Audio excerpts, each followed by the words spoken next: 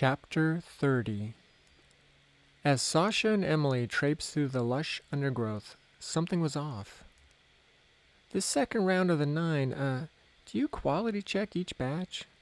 'Cause I think you forgot to add extra Eye of Newt or something, Emily quipped as she dodged a ginormous spider web. Ha! Was Sasha's singular response, as she split her attention between Emily and looking out for non-existent threats out there somewhere in the deep green wilderness.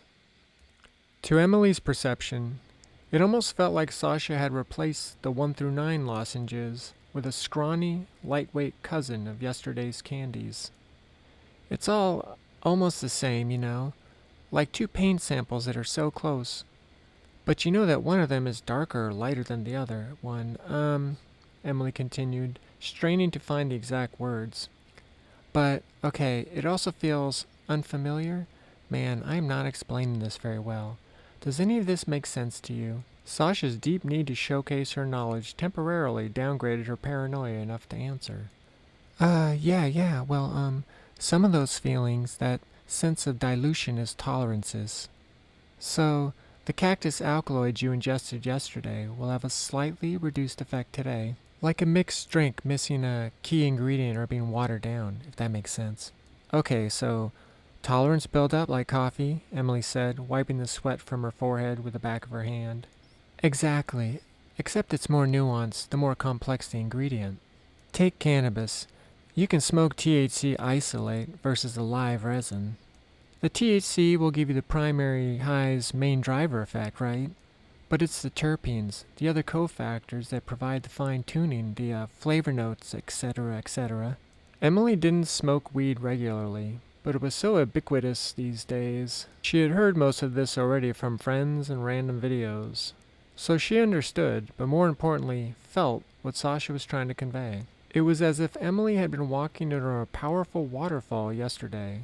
Still, when she exited stage 3 today, the reduced effect was a relief, almost an escape from the emotional marathon of the last time. Right now, the sensory and mental pressure on her was more like an uncomfortable shower, with a couple jets clogged, spraying a little too sharply against her skin. But you have to remember, Sasha paused as they negotiated a small stream, that this is the 10. Ha! So you have to have 9 half-lives to factor in. Emily stopped, forcing Sasha to do the same. Wait, hold up. You keep flip-flopping, dudette. Is our little jungle romp here fueled by 9 things or 10? Branding matters, Emily said, feigning customer dissatisfaction. You are such high maintenance, no pun intended. Sasha shot back, smiling. Look, if you keep on a-walkin', I'll keep on a-talkin' until you tell me to shut up. Deal, Emily agreed, resuming their return to that caterpillar-infested tree. Deal. Good. Okay, I have theories about the black seed, right? The first time I encountered the 10, it was in that cave. It's a long story, but basically, that lady shaman had left behind, so to speak, just enough of the 10 for 1 dose. I was exposed to it inadvertently, but it was all very haphazard and uncontrolled, yet so powerful. So, the funders wanted it for cancer, but you want it because of what you experienced? Oh, yeah, exactly, Sasha said, her brow wrinkling.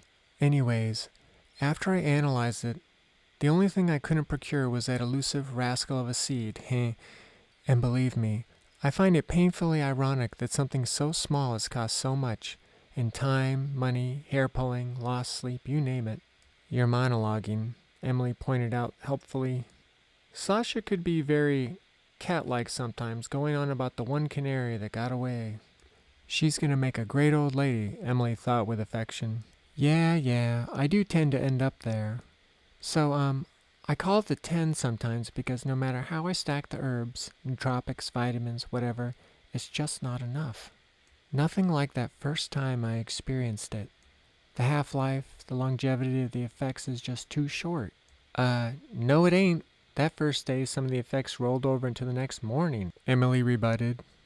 Sasha decided not to mention the week it took for her hand art contact high to finally fade. Best not to frighten the child. Oh, that's another thing, she redirected flawlessly. Some of the ingredients take time to build up in your system to reach full effect. So that offness you're talking about, it's just so many things, Em. Even the AI can't calculate it all because there's chaos theory involved, you know? Don't know and don't care, Emily said playfully. Anyways, Sasha said with an eye roll, hopefully the Black Seed will complete the set. I'll transform the 9 into the 10. But what that'll mean for us, I can't fully say yet. But with or without the Black Seeds, will it always feel like that? Different, I mean? Emily asked as she somehow hopped over a dead log without looking at it. It felt like they almost didn't need the GPS. Still, Emily also suspected that some of that feeling was false, a grandiosity created by the euphoria of drugs and herbs. Well, and this is part of the shitty part, Sasha said, vaulting over a large, lichen-covered rock. Mostly, unfortunately, yes. Ever-changing is the rule more than the exception. At least in my experience, but hey, you tell me. You're space test monkey part due, haha. The words echoed, rotated, and fell into the recesses of Emily's mind. Ah, the stage 3 crunch. I gotta fight the sleepies. Fight the sleepies, she told herself, the ground looking like a mighty lovely bed. As if she had read Emily's mind, Sasha handed her another energy chew already opened. I shouldn't. My stomach is kinda... We can cycle off tomorrow, promise. We're so close. I just need you wide open so you can transmit and receive, Sasha said, producing the familiar bottle of mystery tea from yesterday. Emily laughed and gave Sasha an incredulous look. Speak English already. Transmit. Haven't you ever heard of a mind seal? Sasha asked impatiently as the tail end of stage 3 hit her, producing a sudden chill. A direct transmission of thought? A mental impression, or whatever from a master to a student? Like that kind of thing? Emily retorted, flexing her history skills. Like, exactly that kind of thing. And speak of the... Sasha had almost said devil, but remembered that she needed to be very careful with the language she used right now. One loaded word, and she might have to spend the rest of the day chasing Emily through the jungle, trying to help her calm down.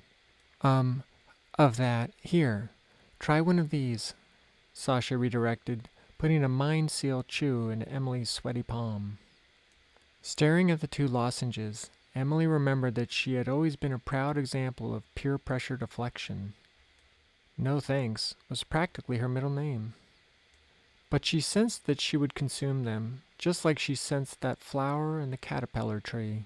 After eating the energy chew, she chased it with a swig of the tea and then the sweet, tangerine-flavored mind seal. Soon, Emily felt super relaxed.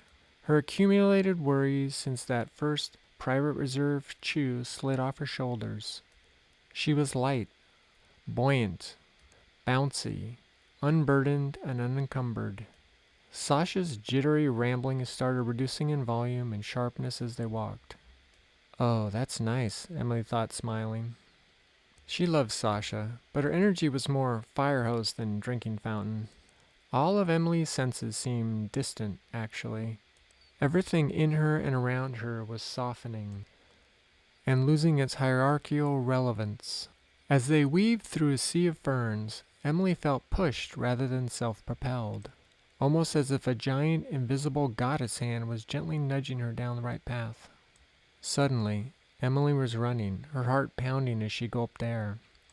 Sasha looked equally surprised by the synchronized skip, their psychedelic mirth ringing through the trees as they laughed. They both felt the magic of the moment and yet, too, the sickening, sinking realization that accompanied it. Change is the only constant. And in the next changing moment, the GPS told them they had arrived.